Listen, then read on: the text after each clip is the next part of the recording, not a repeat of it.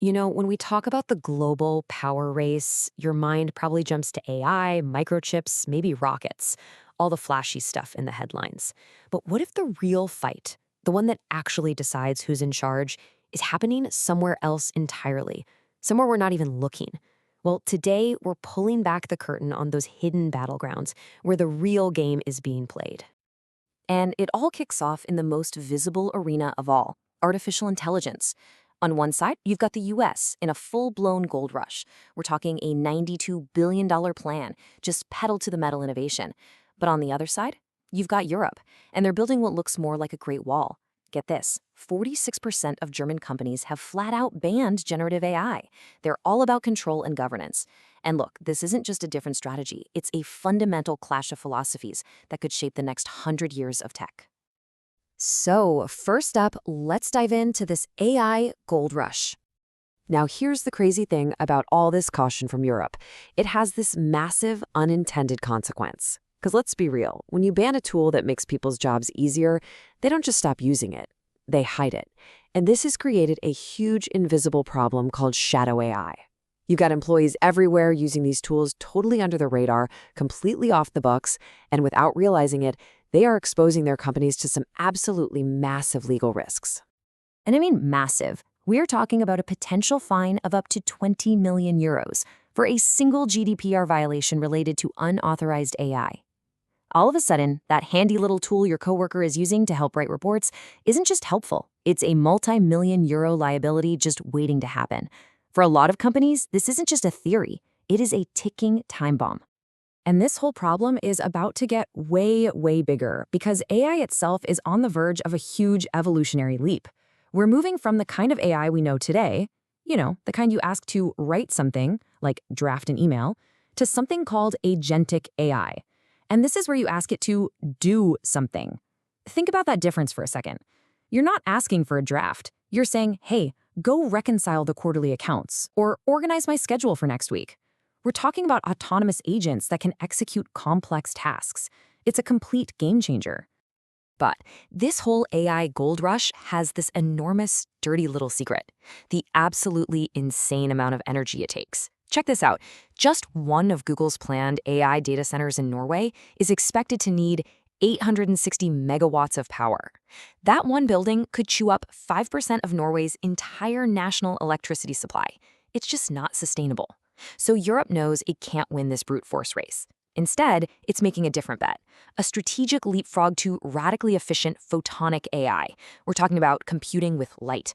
And companies like the German-backed Q&T are in a race to build it first. So the digital race is obvious, right? Everyone sees it, but is it the only battle for control? While everyone is glued to the world of software and algorithms, are we missing a much older, much more physical power play happening right under our noses? And that brings us to Section 2, Russia's nuclear trap. This quote right here from a former employee of Russia's state nuclear company, Rosatom, it says it all. He said Putin realized he could tie Western countries to Russia far more effectively with uranium than with oil and gas. Why? Well, because you can just find another oil supplier. But you can't just swap out your nuclear fuel provider overnight. It's a decades-long dependency. It is a trap. So here's how the trap actually works. Rosatom uses this tangled web of subsidiary companies to quietly build monopolies. But here's the critical part. They don't just sell the raw uranium. They sell the very specific, highly engineered fuel rods that Western nuclear plants are designed to use. And the result? Get this. While everyone was focused on sanctioning Russian oil, Rosatom's foreign profits have doubled since the war in Ukraine began. They are locking in EU states, making them dependent for decades to come. Okay, so on one hand, you have the flashy, high-tech AI race. On the other, this shadowy geopolitical nuclear trap. But what if there's a third path to power? One that isn't about the newest app or raw materials, but something far more fundamental. It's the power of foundational technology, wielded by a special kind of company known as the hidden champions. Okay, let me introduce you to a company I'm willing to bet you've never heard of. Maschinenfabrik Rheinhausen, or MR. They're a German company founded way back in 1868, and they make something called an on-load tap changer. I know, it sounds incredibly boring. But here's the thing. This little device is the unsung hero of our entire modern world. It's the thing inside giant power transformers that regulates voltage and keeps the grid stable. Without it, the lights go out, data centers go dark, the whole system collapses. This is the definition of a hidden champion. All right, so AI data centers, Russian uranium, and a 150-year-old German engineering company. What on earth do these things have in common? Well, this is the moment where it all clicks into place. This is where we uncover the real formula for power and sovereignty in the 21st century.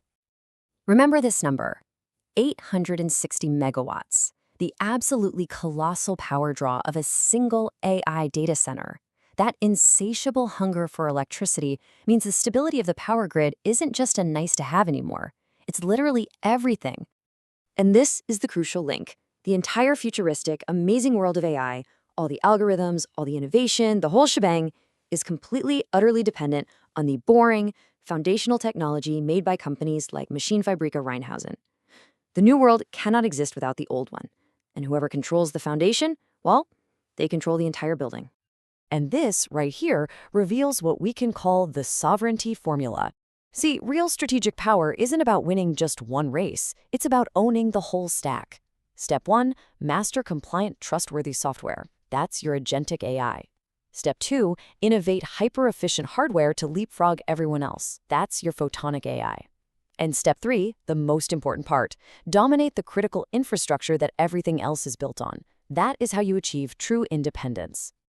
Okay, so we've been talking at this huge geopolitical level, but let's bring this all the way back down to us, to you, to me. Because this massive shift isn't just for governments and giant corporations, it is about to fundamentally change how we all work, and especially how we lead. With the rise of these AI agents, again, the tools that can do things, not just write them, the very nature of management is going to change. It gives rise to this idea of agentic leadership. Just think about it for a second. If the AI can handle all the technical details and oversight, what's left for the human leader? Well, the focus has to shift to the stuff that is uniquely human: strategic vision, communication, empathy, building trust, all the things a machine can't replicate. Which leads us to this incredibly important question for anyone in charge of a team or a company.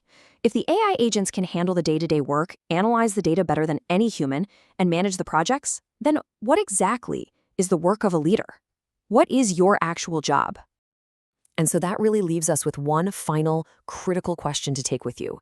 As you think about your own job, your own career, what is the part of your contribution that can never be delegated? What is the uniquely human value that you bring to the table that no algorithm, no matter how smart, can ever replace? Because your answer to that question, that is what's going to define your future.